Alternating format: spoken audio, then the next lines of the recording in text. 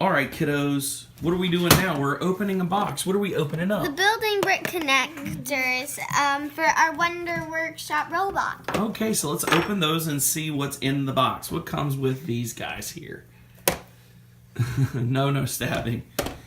How you guys like box openings with kids? What? I'm just saying to our viewers, how do they like watching box openings with kids? It's a whole different kind of box opening. No! Oh. Okay, Lydia's done it. Okay, Anna, you want to stick the knife down in here in the side right there. And then tear the plastic off like Lydia's doing. See if you can open it gently after you get the plastic off, lids.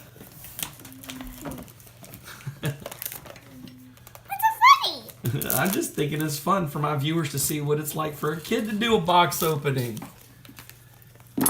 Here we go. For you guys who don't know, this is Anna. Hi. She just got the plastic done. This is Lydia. They're two of my kiddos. Lydia, Grace, let's be a full Hey, face. don't shake it. See if you can open it.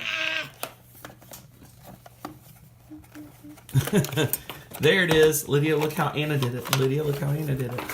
Wow. 4 building There's block connectors. 4. I didn't realize there's 4. And You've look, got no, plenty. It says so on the box. It says pack of 4. Pack of 4. So you guys have plenty now for your entire robot to have Legos all over it to connect to all the connectors. You have 4 left Are there connectors. even enough spaces on Yes, there? there's 2 in the back and 2 in the front. So for you guys that understand what I'm saying, this opens. Lydia, Anna, can you help Lydia open hers?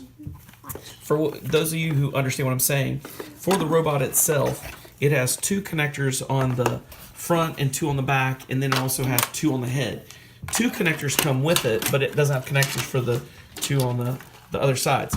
With this, we also have more of the just warranty information.